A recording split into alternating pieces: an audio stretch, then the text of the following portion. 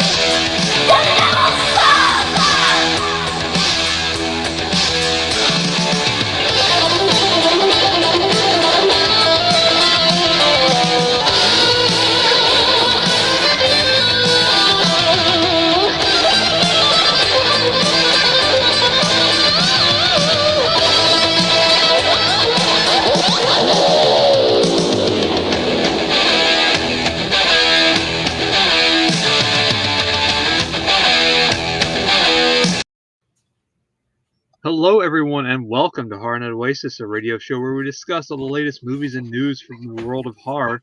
Joining me tonight, as always, is my co-host Ian. Ian, are you there? I don't know anymore. No, I'm right there with you. As we discussed a little bit before we went on air, it's just been a long day, and it's just one of those times where we might not be the most enthusiastic about the episode, but that's not on the film's fault. It's just because it's been a long day and we're tired and things happen. Life happens, and we got these shows to do and we have to persevere. And but usually when we do the shows, once we get started, we kind of get energized and we kind of perk ourselves back up a little bit, because that's what happened with I think Pigman did that, where I was like dead to the world, and then like halfway through that I was just like ready to go out on the town and party or something. I don't know. So we'll see how this one turns out.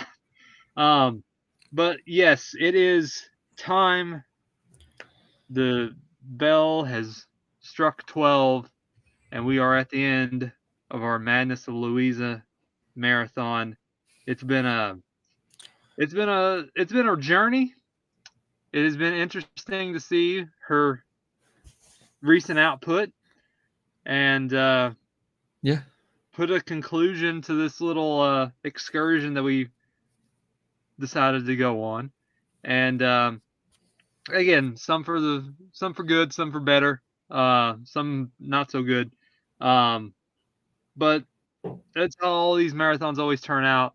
And just the journey of Louise as a filmmaker, and from her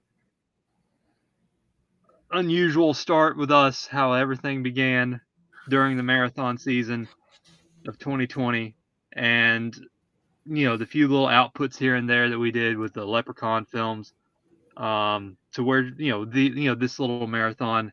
It's interesting to see where she's come from and the things that still there's some issues with, and things that work, and all the ups and downs of a filmmaker, and trying to keep putting stuff out there for the audiences to view, and we're the two lucky guys doing it. But we might as well get into this and call it a marathon with our final film for the evening, for this run, and that is Cinderella's Curse. And I decided, since we had Snow White last week, let's finish it off. Let's see what Cinderella has to offer. There was a few other choices. We might do those as a roundup if we have like a month of like nothing, just like the scragglers that didn't make the marathon, and just like see what happened, because there's a couple there that I'm still kind of interested in checking out. Even though one's like 2 hours, and I'm like, no, but we'll see. But Cinderella's Curse, as mentioned, it's again, Ouija Castle was Snow White, Louisa's take on Snow White, and this is her take on Cinderella, and it is pretty straightforward. It is just horror Cinderella, going around slashing people when it gets to the meat and potatoes of everything. But before then, the film starts with a father and his daughter, and she is tied up, and things are happening with this. In a sense, it's sort of like a Necronomicon, but it's just this flesh-bound book that has it really doesn't have any incantations in it. It's just like empty pages, and it just sort of like your desires or wishes like starts to fill the pages up, and so that's kind of like how we're introduced to the fairy godmother or the evil godmother, whatever you want to call it, in this rendition of the tale. And the mice that comes along with her. Yeah. Which honestly, Louisa did a better job of doing Three Blind Mice than the fucking Three Blind Mice film. So we're introduced to, of course, Cinderella,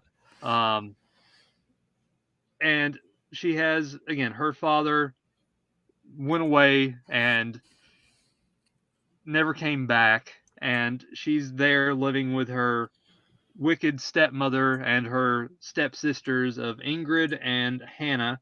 Ingrid is the brown-headed, Hannah is blonde, and Ingrid is already in a relationship with Prince Levine, who is the next in line for the kingdom, and they're doing the whole, again, the royal ball to get everything started.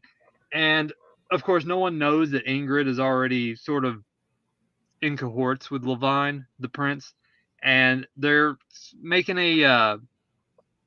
they're sort of working out things behind the scene where, like, why don't we kind of play a cruel joke on Cinderella, and like I'm interested in her, and we'll do this prank on her at the ball. And so Ingrid goes along with it. And of course, Lady Dyer is, just the wicked stepmother, evil, just vindictive, and just a lot of just like downplaying and ridicule Cinderella and anything that like Cinderella likes. There's the housemaid, Anya, and her son Lawrence. And she really loves hanging out and talking with those because she's helping her out because it's because she's technically a housemaid as well, taking care of the two daughters and Lady Dyer. And so it just like goes on. We're like, okay, the prince is starting to get into me. The ball's coming up. Very straightforward with its approach into, again, Cinderella. Basically, it is sort of a beat for beat take on Cinderella, but it's just, again, horror elements and more just just like victimized character, where it's just like, again, how they did it with Ouija Castle and Snow White, how everybody was like mean to Snow White character and Talia. That's how they're doing it with Cinderella, but this one, again, it's more of the story and of the fairy tale of Cinderella, because she gets, again, like, get her ready for the ball. She's not allowed to go, and then she comes across the book that she has, which I believe, again, that might have been her father at the beginning of the movie. I don't know. It doesn't really explain that. Yeah, I was very confused by that too. Yeah. Because like how the book get into her possession, and then like at the end of the movie, there's like a line. I don't know if that was. I guess maybe that was his wife. Maybe that was the original that was her mother.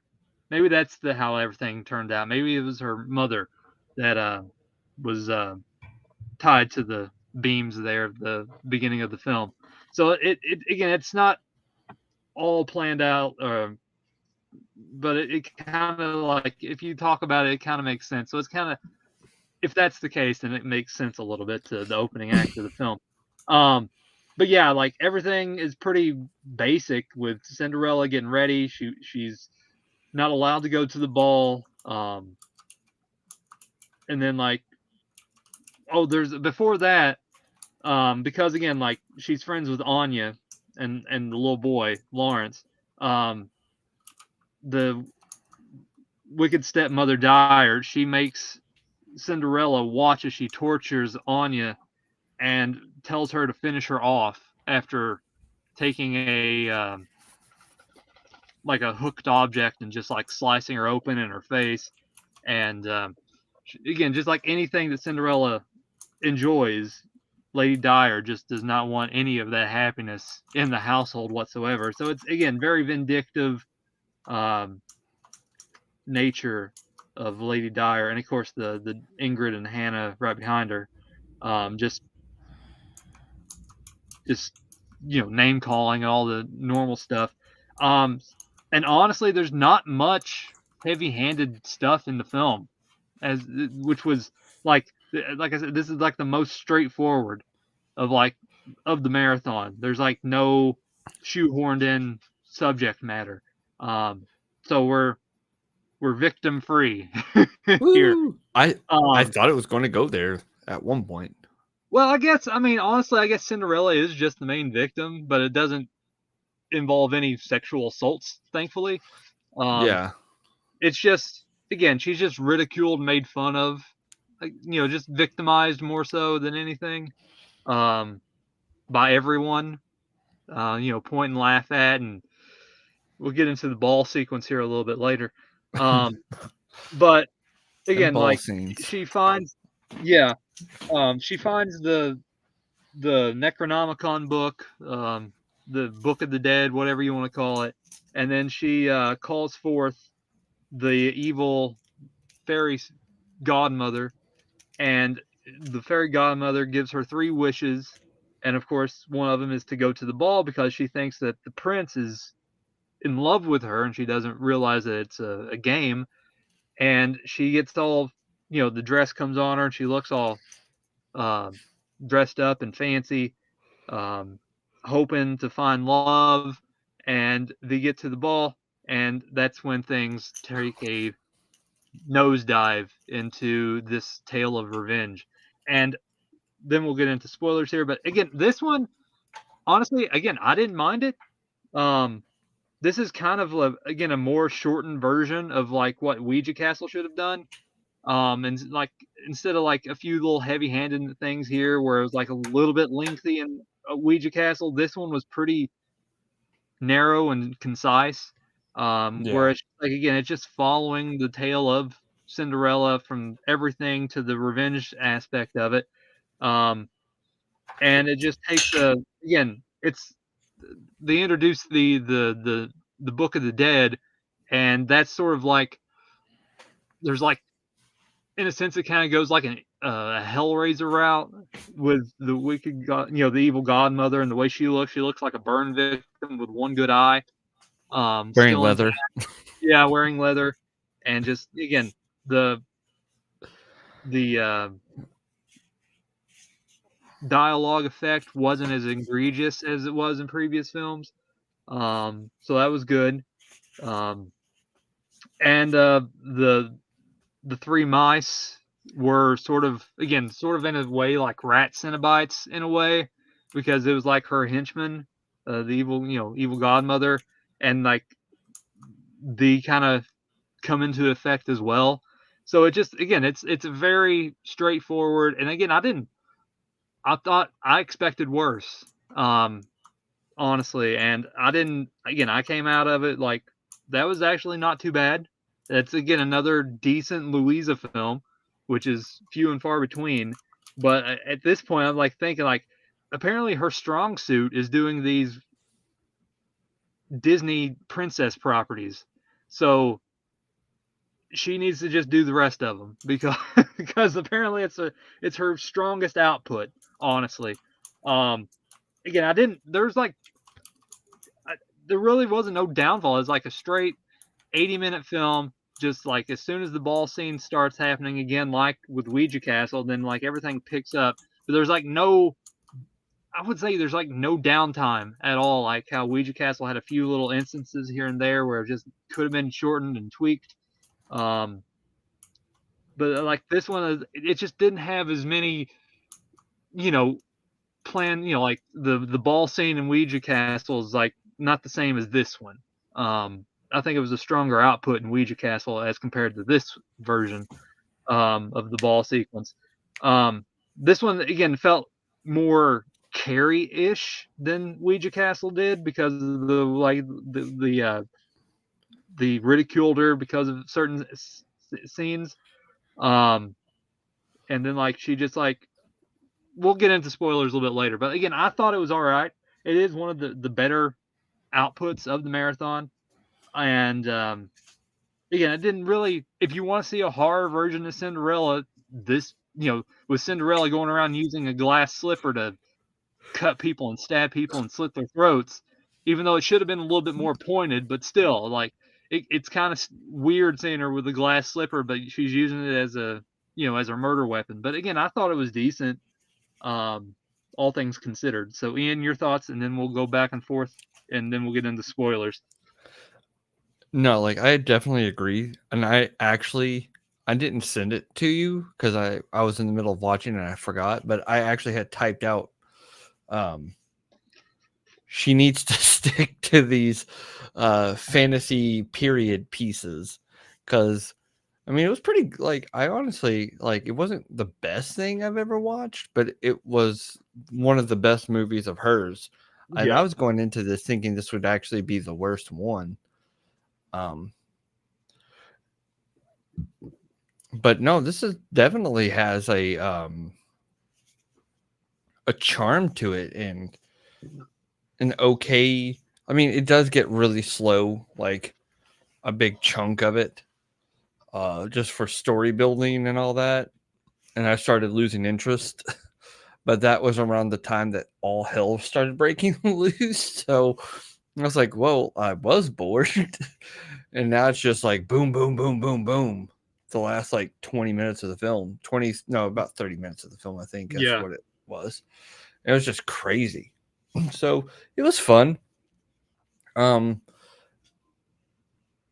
want to know where she's buying all these masks from because they're so bad, but I love honestly, them so much. to tell you the truth, I don't mean to be butting in, but like the look Fine. of the the godmother looks a little bit like her, like the very beginnings of the Tooth Fairy films that she made. So it's maybe a little bit of a callback.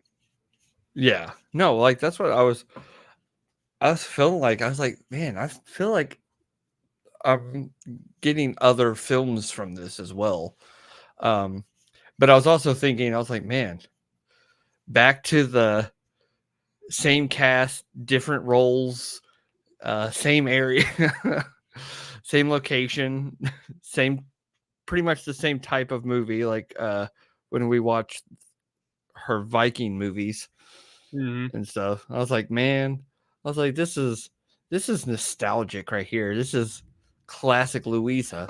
But I was like, but other than the classic part, I mean, this movie didn't suck like the other ones did. Yeah. That's, I think she handles period pieces better than she does other things. I think she just tries too hard with other stuff. Yeah, it's not her best work or forte. Is like again like the scare, like again as you mentioned, like pagan warrior and Vikings versus Krampus, and then like Scarecrow's Revenge was like Vikings and the Scarecrow, and those were period pieces, and those were like sort of the better of her outings. And like this one, like again, is right there, this and Ouija Castle, where it's just like she just like she knows how to work scenes and move the cameras and the lighting effects and the outfits and the dresses all look good, and it's just like it works better than a guy that's a sexual abuser and that Yeah. becomes the monster at the end. You know, it's like there's just like some things that she's good at and some things that she's not. And I think again, like this is really her forte Yeah, compared to no. other stuff as Yeah, you mentioned. So yeah. exactly. It's just crazy, like, to see, because it's not like we don't have like we're just going through like all and just picking at all of her older films and comparing it to now. It's like even the movies that she has just released within the last couple of years that we reviewed in this marathon, like, she's getting better with setting up ideas, and she's still like the more modern stuff always just falls flat.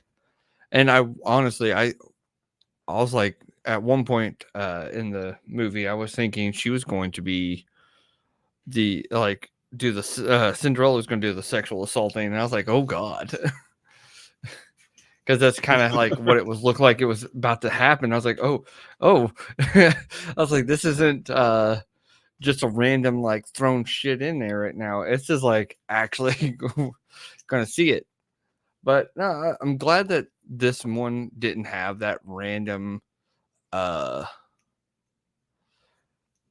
just random sexual assault that was just shoehorned in for the sake of like a plot device. Yeah, just out of nowhere, an hour into the movie. Yeah. You know, it's like And then it just quickly yeah, abandoned. it like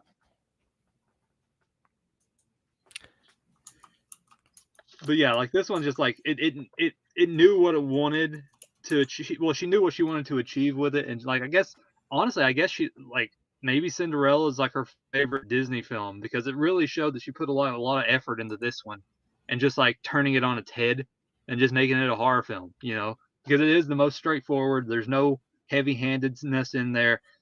Maybe we'll get into spoilers. There's one little instance of something in there, but it's not in your face and they kind of forget it. Um, but we'll get into that here in a minute. But yeah, it's just like this is just like straightforward Cinderella's going around with a glass slipper murdering people because she's Yeah. been ridiculed and victimized enough and she's had it and she's getting her revenge and that's what she does for the majority of the film um, after she gets ridiculed at the ball and shit. But again, I do think it's one of her better films. Because it's just like again, like we expected again after everything else. Like we were even last week's show. Like I wonder what kind of shoehorned idea is going to get into the Cinderella's curse, and like honestly, this is like a nice surprise where it's not in there, and it's just like it's just a movie, just like wow, that was actually just a Cinderella as a slasher movie, supernatural slasher film, and then you throw in the Book of the Dead and the fairy godmother and the rat monsters and Yeah. rat mice creatures that's like looks like lepers that's like burn victim lepers or something. It's just weird. And they're cannibalistic and just like wow, this took a turn and I like for the better, and it's just like hey, you're having fun and it's like awesome, actually a movie that's fun. Yeah, no, like, I mean, like I said, there was a bit there in the middle where it was just like a lot of, setting things up to what was going to happen.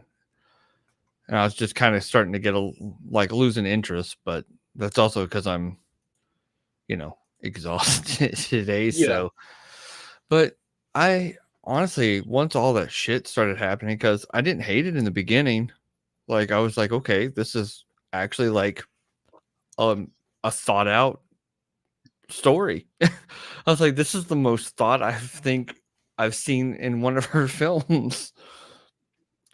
Um, so she must have had some pretty good writers on this one. Yeah. But I don't know, it wasn't too bad. like I said, I think the masks looked funny, but you know, they're better than what we've seen in the past. Oh yeah, I mean, ooh, there's some like bad ones in the past. the Leprechaun movie takes the cake of terrible masks. Yeah, yeah, yeah. You gotta get that suit jacket. So crazy. But Ian, I think it's time we hit that spoiler territory. Yeah. And so again, from here on out, it's spoilers. We will be going deep diving into everything that happens from this point in. So forewarning, if you don't want spoiled, you've been warned. So Cinderella, she goes to the ball there, and then that's when she gets ridiculed, and finds out that Prince Levine and Ingrid have been together this whole time, and it was a big, elaborate hoax to get her there to ridicule her and embarrass her in front of everyone. And she, like, everyone, and then the lady Dyer, stepmom comes in there and like, oh well, Hannah, we just don't like you. We don't like anything about you. Again, it's just like sort of how like the Ouija Castle did, and yeah, went around that route. And like again, I give props to the actress playing Lady Dyer. She's been in numerous other films of Louisa's, and she's like really doing a good job in this one compared to like other ones. Like she was in Dr. Carver, and it just felt like, lady, this is not. I think she was the one in Dr. Carver, but she wasn't the best in that. And a few other earlier, her earlier works with Louisa wasn't the best. But like she was, I think she was in like a dinosaur one too. So she's Dinosaur Hotel she was in as well, and she wasn't the best in that. But like this one, she was like giving it her all, and she was like really into the character, and like everyone just like starts ridiculing and pointing and laughing at Cinderella, and then that's when like Hannah comes in there and starts bashing Cinderella's face against the floor as she's crying and withering, and then like they just like, come on everybody, join in, and everyone else at the ball starts beating and laughing and punching, and it's like that moment in like the airplane where like the lady's like hysterical and like, calm down, yeah, and she hits it, and then like everyone else starts like, you can stop now, and then they just join in after it's just like a line of people hitting this woman who's hysterical, but this one like she's just being victimized by everyone. And then like for some reason like they pull her dress off and she's completely naked, and she says, where's my dress? And, like the dress just like, vanished. where's my clothes? Yeah, it just vanishes. It really did. And she's there naked, and like everyone again just laughing at her, and then she says, I'm ready for my wish, and then she goes into this dream like state where she talks to the fairy godmother, and she says, I wish for revenge. And then she gets a new dress just randomly, and then she turns basically into like, again, another Carrie type character where she's going around. She sort of has telekinetic powers like a little bit later on in the revenge aspect of it, even though it's not shown early on. She just has these powers. But she's possessed, I think. And the mice minions are going around attacking people as well, ripping them open, eating them, and just like attacking them. And everyone else, this is the part where it just like goes into high gear, and everyone's running for their lives. And it's the oh shit moment of the movie where like, oh shit, we pushed her to the limit. Again, that Carrie moment. And she goes after Ingrid, Hannah, her stepmother, all the prince's father and mother. They get attacked. So basically everyone gets attacked. And this is where Cinderella goes on her murderous spree with her glass slipper. So she's taking the glass slipper and she's like slitting throats, stabbing it into people's eyes, into their chest, and just like, and then there's a scene, and there's like one enjoyable moment, sort of gory moment of the film, is where she comes into contact with Hannah, And Hannah, she has a fat foot, and she says, "Oh, you can't fit into the slipper," because the whole idea of the slipper is like Cinderella's foot fits perfectly into it. And so she takes the slipper and she tries to fit her foot into it, and like, oh, it doesn't fit, it's too big. And then she takes giant pair of scissors, um, shears basically, and starts cutting off her toes, and then she jams her foot in there and says, Yeah. "Oh, how about you want the other one?" And she's just kind of playing insult to injury. And I thought that was like, again, I like that whole scene. That's like one of the standout moments of the film. And so sadly, there's not that too many of those where it's just like, you know, where they could have played up a little bit more because they're using it as a means for the mice creatures, and Yeah. her going around just getting revenge and stuff with the Yeah. glass slipper. They could have played up a little bit more, like sort of, I don't know, it's not as visceral or in your face as it was when Ouija Castle. So again, that's like the setup is a little bit more impactful in this one, but Ouija Castle, that ball sequence is more well done. You know, it's just like more, just like it's just a better, thought out and directed Yeah. scene. This one is like, it's not bad, but it's definitely a notch lower than Ouija Castle, and just the lighting, and like this one is just like, here you go. And like there's like effort into the Ouija Castle moment with the lighting and like the bloodshed all over the dress and the mask. It just looked better and cooler as opposed to this one. But Yeah. it's still decent ballroom sequence. Even though if there's added rat monsters instead. Um, there's a earlier segment in the film, and this is like the main thing that I had to call back to earlier, is Anya, and she gets tied and killed by Lady Dyer and the stepdaughters, and she calls Cinderella to come in there to basically finish the job. And of course, Anya is like, "You can do it. You can kill me," and she does it and stabs her. And then like throughout the film, as it continues on, there's like, "Where's Lawrence?" And like, "Oh, Lawrence, he went out to look for his mother," and that's one thing that Cinderella's always like, "Where's Lawrence? Where's Lawrence? Where's Lawrence?" And then you see the scene like not too long after the death of Anya, and Lawrence is just chained in the house somewhere in a room. And that's the one thing where it's like, it's shown but it's never brought back up, is he's pretty much just dead. He's gonna be locked up in that room until he's dead.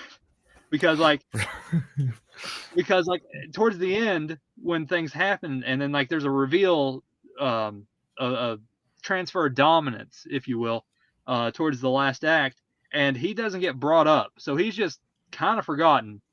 And Yeah. and like that's the only thing I think that's like the only like sort of heavy handed, is like the kid is the real victim and everything instead of Cinderella. Yeah.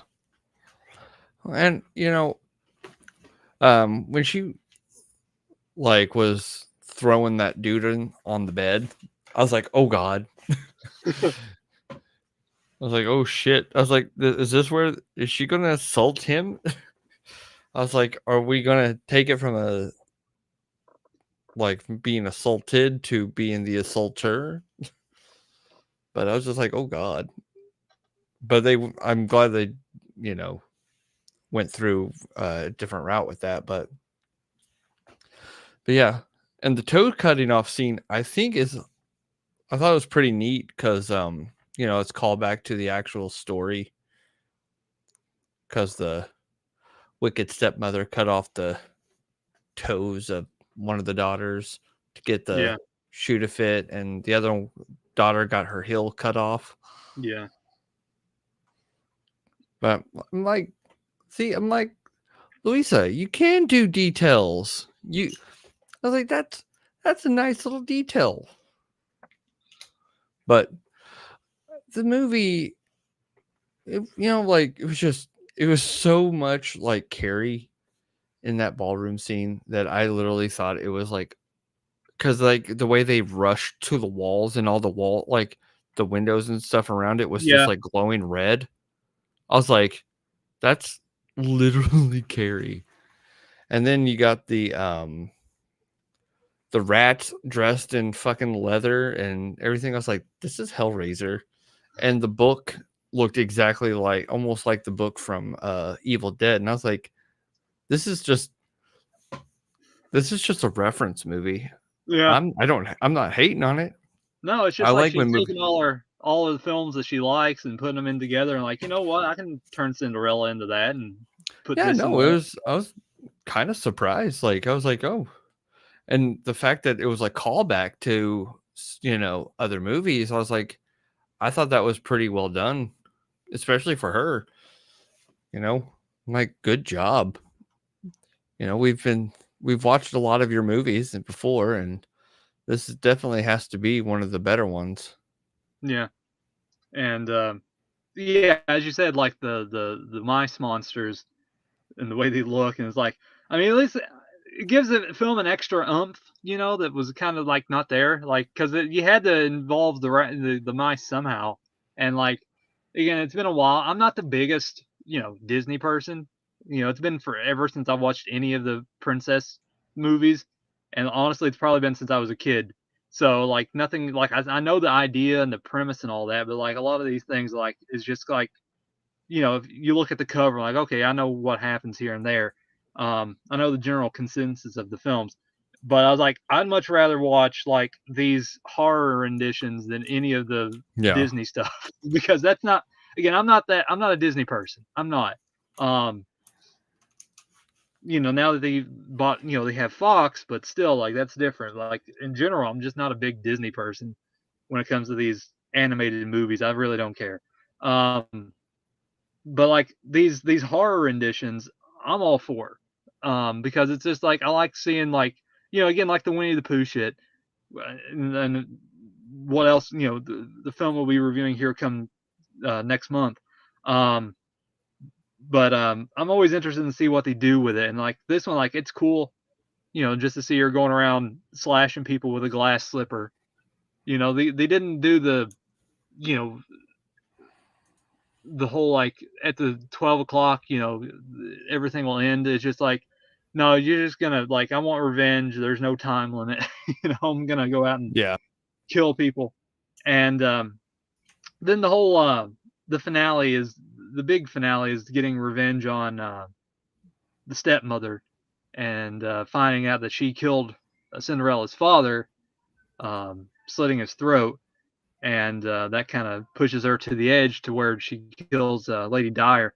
But again, like at the beginning, they needed to make that opening segment a little bit more congruent to the film to actually make like if that was actually her father or mother, because it could make sense if like, okay, so that's because I don't know, like again, it could not just be a minor revelation, whoever it is, but how she got possession of the book that early on, and it just figures out it had to be the father. They got the book to Cinderella, and she has it all these years, and then like the mother was possessed, but like why was she? Again, I guess the mother is like, even though the scene's like reminiscent to the Evil Dead remake, in 2013, where like the father has the daughter chained to the beams in the building that they're in before everything goes down to exorcise her demons, but it's his wife instead. But yeah, nonetheless, this one, it's definitely better than it has any right to be, especially again if you've seen Louisa's other works. That's again, we're a little bit more lenient on the stuff because we've seen much worse from Louisa. And again, go listen to our Leprechaun reviews.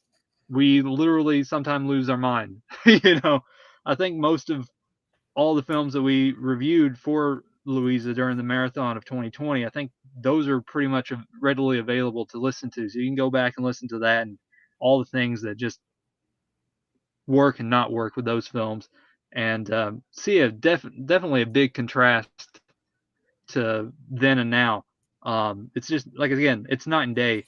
How her directing style and like effort in a sense, because that 2020 era, 2021 era, or the pandemic era where she just like was not caring and just filming in like a hotel room and like, oh, we got permission to go out, so let's go to this church next door, and just stay in the field by the little congregation booth or something. It's just like the rec hall. That's the only place we can go into while we have time. And it's just like, it's cheap, and just like you can tell like they were trying, they're doing their best just making films, honestly. That's the whole pandemic era of Louisa. They're just like, whatever, we got a house, we got 2 rooms, let's film 5 movies. That's what she did. She filmed Leprechaun's like game in that room, or like Dr. Carver films, and then another 2 or 3 in that a Tooth Fairy film in the room. Just like, let's just try to throw as many films together as we possibly can in like 2 rooms, and that's what she did. And like, again, bless her for still going out there and making films, but I'm kind of glad she's kind of past it a little bit. And like, if she just kept this much effort with like Ouija Castle and Cinderella, I mean, no doubt. Again, not the most amazing stuff, but like, they're watchable and they're enjoyable for their own right. And like you said, with this one, it's like, again, it has a charm to it, whereas like the other ones, not so much. And it just felt like, cash grab, shelf filler, Tubi filler, stuff like that. Again, like, we still managed to have one of those this marathon, with Punch and Judy, but it's just like, it's weird. Is like, she can do Punch and Judy with like the most haphazardest put together schlock there is, but then like she comes out with like Cinderella's Curse and Ouija Castle, and it's like, where are you? Where's your head at, Louisa? Where's your mind? Like the Pixie song. Like, where's your mind at? You having good days and bad days. But again, that's just watching a film that it's not nothing on her. It's just like the finished effort. Just like, there's something going on there during that filming period. There's something happening there. And like, this is like one of her good days. Like, maybe, again, I don't know, I'm not gonna go there, but it's just like one of her good days. But again, like, this one's like, this and Ouija Castle is like the 2 best of the marathon. And again, if you like the story of Snow White and Cinderella and you want to see a horror rendition of it, I mean, there's going to be a little bit of heavy-handed tones with Ouija Castle, with the sexual assault, and the pregnancy and stuff. the weird aspect of that. But this one is just like straightforward, slasher. It's like, and it's not bad. I mean, again, like with Ouija Castle, like, other people's gonna look at it and think differently. But again, you've not been through the hell that we have with Louisa's films, so again, we have that little bit of an edge where we can compare and contrast. And like, this one is definitely Ouija Castle, Cinderella's Curse, and I think Pagan Warrior, Vikings versus Krampus. I mean, it's Vikings versus Krampus is third. Like, Ouija Castle and Cinderella's Curse is just like definitely her 2 best that we've seen so far.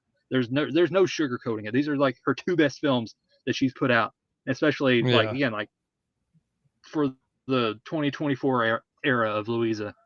But Ian, you got any other quips or anything you want to talk about pertaining to the movie before we get into the ranking area? Nothing I can think of. I think we've kind of covered everything.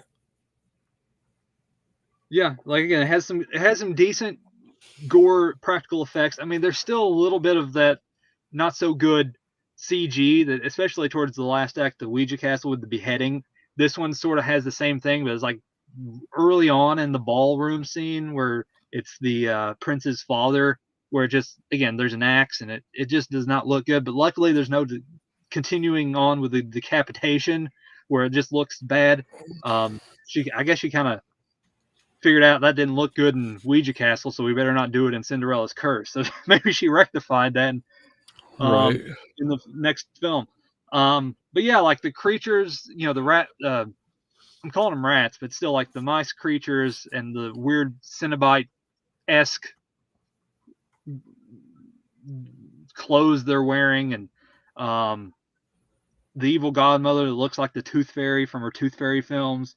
Again, it's like she had to get something in there, and that's the only thing she had. It's like, we can do the Tooth Fairy. But it worked. I mean, again, comparing and contrasting this one to what the Zadzid looked like in Ouija Castle. I mean, there's still some differences, and I think both are still all right for what they are. I mean, it's cheap, you know, low budget filmmaking. You do the best you have, and they're both fine for what they're, you know, one's the evil mirror and one's the wicked, you know, evil stepmother, fairy godmother, and it's fine. Again, as we mentioned earlier, compared to the Leprechaun and his outfits and the earlier Tooth Fairies and some of the other stuff like the Scarecrow, I think in Scarecrow's Revenge wasn't the best looking.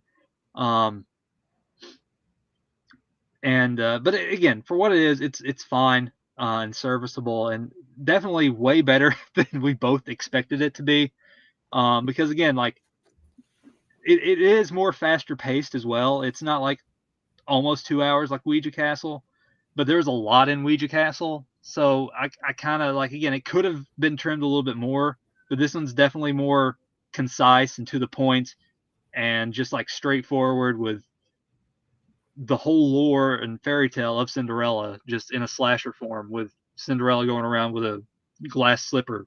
So it hits the point, and again, I said it's more fun compared to you know, more fun in an enjoyable way than in a holy shit this is terrible way, where you just like pinpoint all the little problems with it, and like this one is just like, you know, it's perfectly serviceable. You know, it's just like, yeah, that's fine. You know, it wasn't a wasted 80 minutes like some of them were. You know, like this one's like 80 minutes, and like that was pretty solid from beginning to end. You know, it's just like it kept my interest.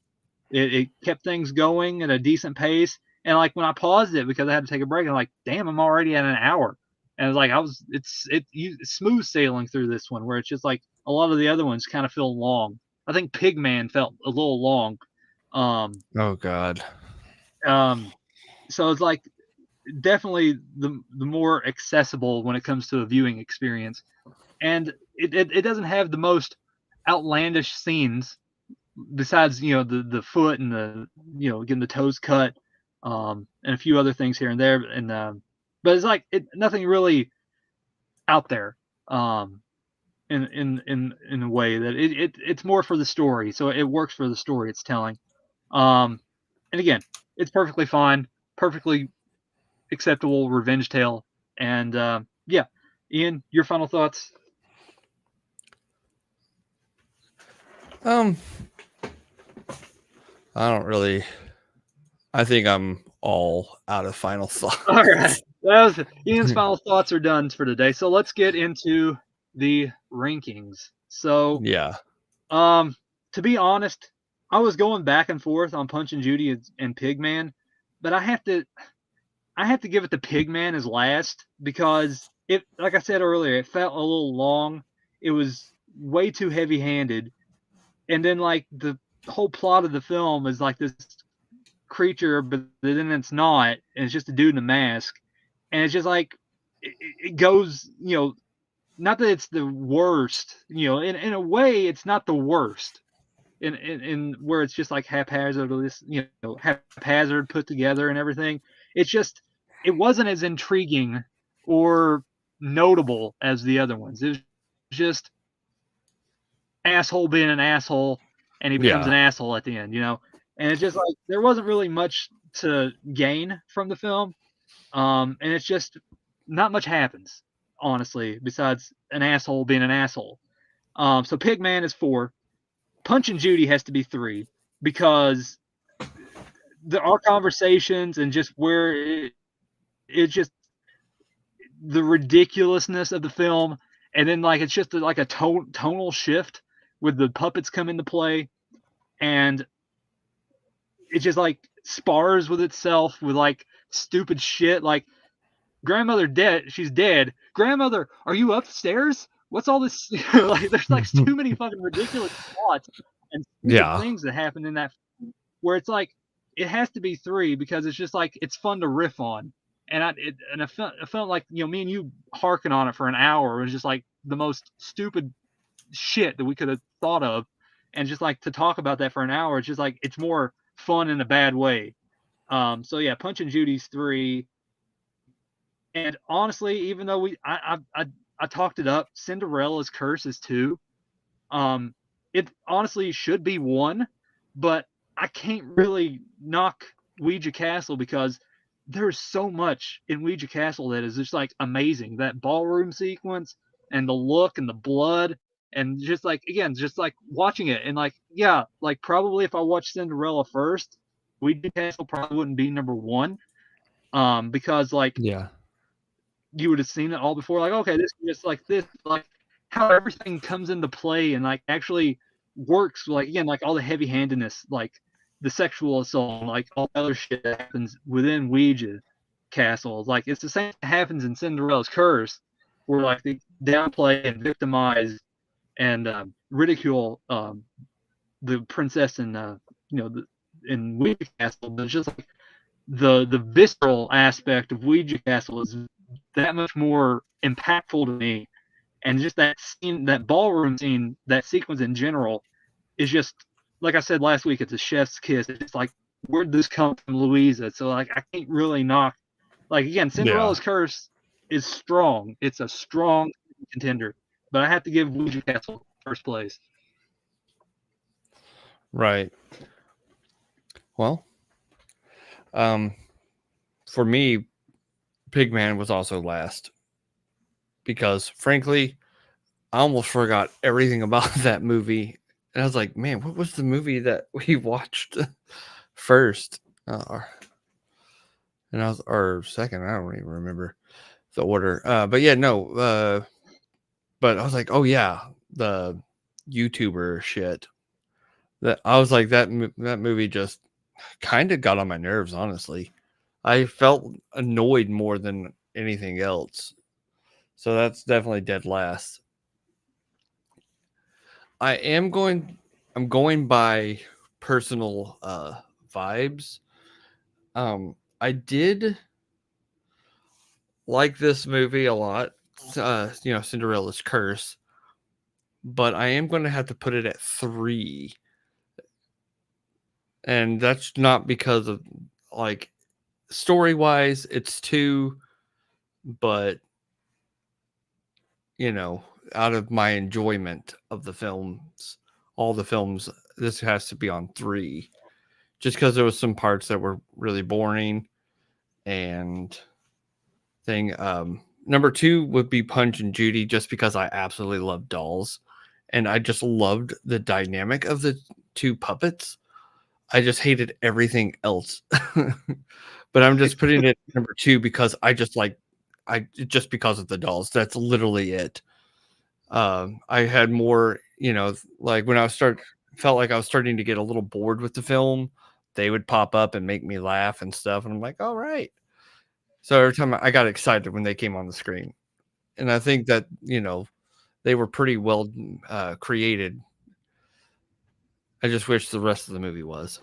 Yeah.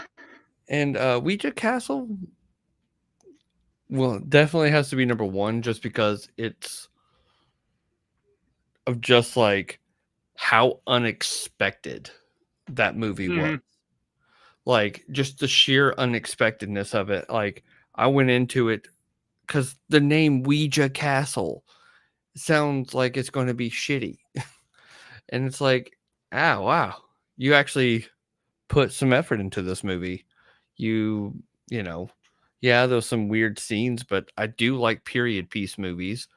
So that was a nice little change of pace. I haven't seen a period piece horror movie like that in a while. So that was, nice. And just the amount of thought that she put into it was definitely unexpected. Yeah, no, overall it wasn't that bad of a movie. I do think Cinderella's curse, storytelling wise, is probably one of the stronger ones. Yeah. But just overall, I think yeah, if you don't want any Winter sexual Castle. harassment, yeah, no sexual heavy-handed innuendo stuff, watch Cinderella. If you want that little added bonus, you watch Ouija Castle. Yeah. I mean, the pregnancy scene made me absolutely Yeah, uncomfortable. I mean, that's just a lot of that's what I said, man. The pregnancy scene, the ballroom sequence, it's just like right in your face, you know. It's just like she's doing the shock, you know. It's not too, you know, shocking, but it's just like the, as you said, the unexpectedness of everything in Ouija Castle just really just like skyrocketed that in the Yeah. number one. There's like after that, like, you know, it's like it was always just like gonna be like, where do I place Pigman and Punch and Judy? That was always, you know, after Cinderella, like I got to figure that out. You know, it was just obvious with Ouija Castle, and like again, it's just stupid, like the dumbest title, Ouija Castle. Like you Yeah, could have, no, like that's what I was thinking too, because I was like, you know, but like, and that, you know, I didn't even touch on that part because the whole idea of why it's called what it is too plays in such like it was actually like such a like clever of why they named it that, and I was like, oh, you actually put thought into not just this, but like into why you named what it is. I was like, you know, which I thought was pretty nice. I was like, you know, I get it, you know, leprechaun's curse or whatever, which yeah. wasn't really a curse. It was just Ian, we don't need to go down that rabbit hole, leprechauns. All right, we know we talk ourselves in a circle where it just does not make sense. Like yeah. none of it makes sense. Like why he's after people, he's setting things up. Like why are you doing this? You're the one doing this stuff in the first. Like It's like I just want to kill people, yeah, but I need a reason to do it. yeah, I'm not allowed to unless I have a reason. yeah, But no, but yeah, I don't, like I said, you know, Pigman was definitely the worst film in this, which was where I was very like was like it confirmed all the fears I was having about starting this marathon because of yeah. just how not good it was. It Yeah. really did annoy me. There's just again, it had a lot of issues. I mean, just as a progression, you know, as the film progressed, it's like there's really what the, you know, it's just like you said, like the asshole, the YouTube, the vlogger, you know, he like he's worse than the freaking legend that they're going to look after, and then like he just puts him down in Right? this place. Like really? Yeah. Wait. No, stop. Okay. Yeah. I'm gonna go again. No. What if you didn't? Okay. Even though I could have killed you like 10 times right now, and Yeah. I've killed literally everybody else, but you telling me no, out of everybody else telling me no, something's, you know, that tells me something. That tells me I should stop. Yeah. I'm No, like, but oh my lord. yeah, honestly, like I said, like Pigman has, again, it's more well made than Punch and Judy, but like we said, like Punch and Judy is like, if you go back and listen to that, like it's a fucking experience, man. Where you just like that is a crowd movie. You know, you have to have a bunch of friends over and just like watch it. You know, like the Leprechaun's gang, you know, curse. Where it's just like you have to have a group of friends over and have the same mindset that like me and Ian has together, and just like Yeah. just rip it apart. Because like Punch and Judy is just one of those films where you just like you had to rip it apart, and it's just like it makes it that much more endearing because it's so stupid and ridiculous and things coming out of nowhere. Where Pigman was just you know just nothing honestly, and then like at least you know Ouija and Cinderella, like it was fun, and that's the reason they're in their places for my you know my Yeah. list at least. But Ian, I think that's gonna do it for this endeavor. Finally, like I said, it was a wild ride, and it's something Very wild. I had concocted for a while, and just didn't know the right time to throw it into the existence of the world. And here we are in the beginning of 2025. We got this done, and man, it was kind of eye-opening, to see where Louisa's humble beginnings were when we first started watching her, unexpected, not knowing who she was, and then finally figuring out all the finer details of Louisa and Champ Dog films and all the other directors in that little group area over there in London. And I mean, they're still getting. I mean, they're getting known, of course, with the Winnie the Pooh stuff and the Peter Pan film coming out. So like, again, like they've been over. Like everyone's excited. Like again, excited for like the Peter Pan movie. And it's like, do you guys not know who this director is? He directed Cupid and The Bad Nun. Like seriously. And we're really excited for Peter Pan. And like when I like went and looked and like, okay, so this is people you do not need to know. Like we watched those films, we reviewed those films. I don't know if they're still available, but like we know his output. But again, like we still review it. We still plan on reviewing Peter Pan and a bunch of other stuff coming out. But it's just like funny. Like again, maybe Louisa will soon get her shot at something, and like again, just like to see her like take on again. Like she's already done Snow White and Cinderella. Who knows what else hits public domain here soon, right? But like maybe she'll get the next reign of directors to reel that in and make a big budget something like Winnie the Pooh and Peter Pan, and the Bambi stuff. But who knows? So it'll be interesting to see where she goes from here. But Ian, I think I'm going to call that a marathon. We got a big slate coming up for February, so I'm looking forward to all the films that we have to discuss for there. And as always, it's great talking with you, and especially this marathon. It has been ups and downs, to say the least. And to actually end it off on a high note is pretty good. Wasn't expecting it. Yeah, exactly. We got all the shit out of the way at the beginning, so that's unexpected. But as always, it's always great talking with you. And we'll talk to you next time when we discuss everything for February. So everyone else, thank you for listening to this excursion into the Madness of Louisa Warren marathon. We appreciate you listening to us for this long on subject matter that only me and Ian enjoy. But nonetheless, we have fun with it. And we will see you next time on Horror Night Oasis. All right, good night.